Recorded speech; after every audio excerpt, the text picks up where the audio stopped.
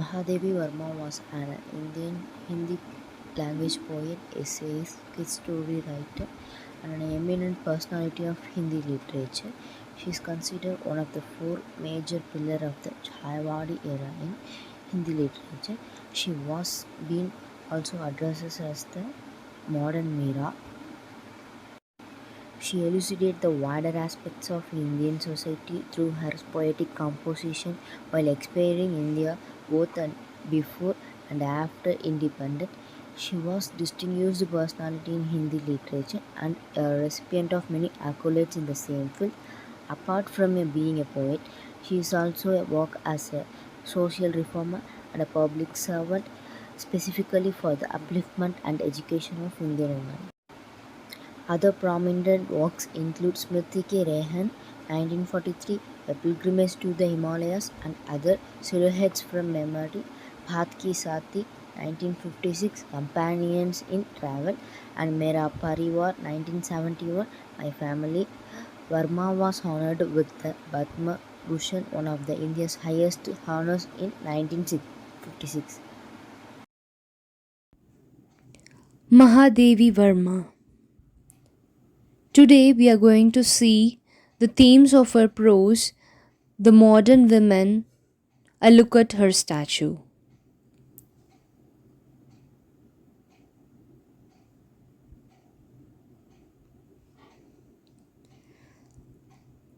This prose has two themes, mainly feminism and modernism. Whereas the term feminism involves plethora of interpretations and perspectives, the plurality of perspectives used for the single purpose of contesting and challenging different cultural, philosophical, and social systems that propagate and perpetuate binary and hierarchical understandings. Amongst the varieties of perspectives and ideologies deployed by the challenge, the year passes idea impacted by the modernism. Human beings define themselves against each other, demanding recognition from the others. A man's life begins with struggle, while a woman with surrender.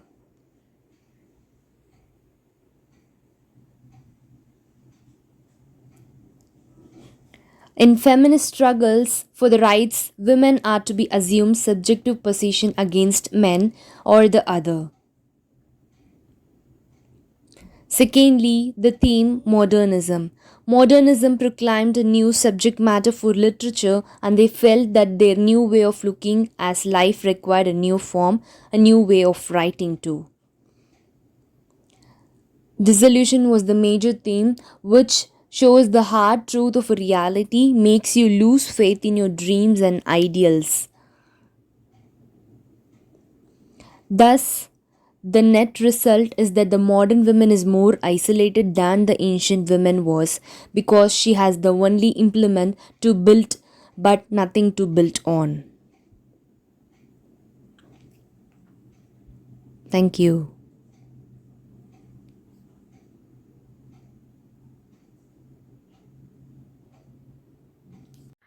This essay of Mahadevi Verma, The Modern Woman, a look at her status, focuses about the dissatisfaction of women at her status at the medieval and modern times. She mistook the apparent differences between man and woman, which is the actual cause of her pitiful state. Human beings often forget that the difference between two objects is not always an indication of their superiority and inferiority. From the psychological perspective, the physical growth and because of the arrangement of the social order, there is always a marked difference between man and woman.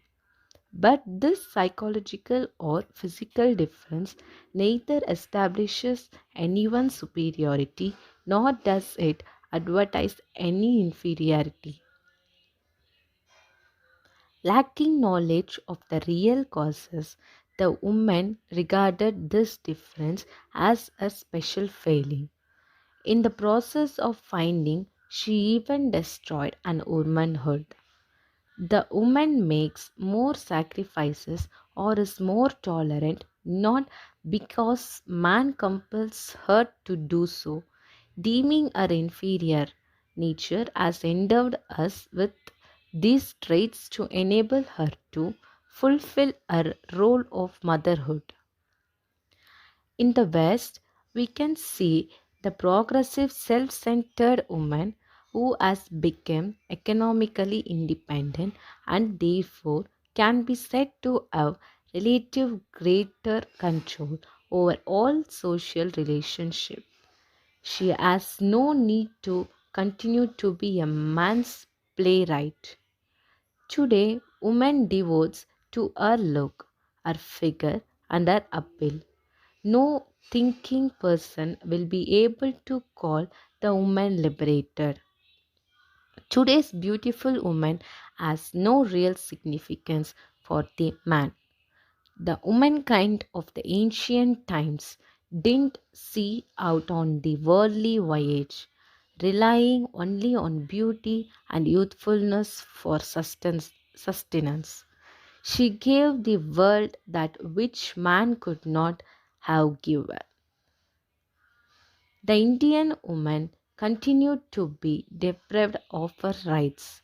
Numerous political and social conditions led her to that degraded state which cannot be described as anything other than the limit of pathetic wretchedness. The Indian woman thought that success lay in competing with a man. This has made the woman more harm because, in addition to proving her capability, she also has to prove her wisdom and maturity.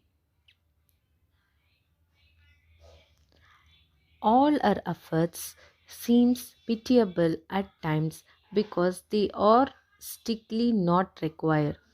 On the one hand, traditional upbringing has conditioned her mind into believing man is superior to her in reasoning, intellect, and physical process. And on the other, the female instance adds to the instability.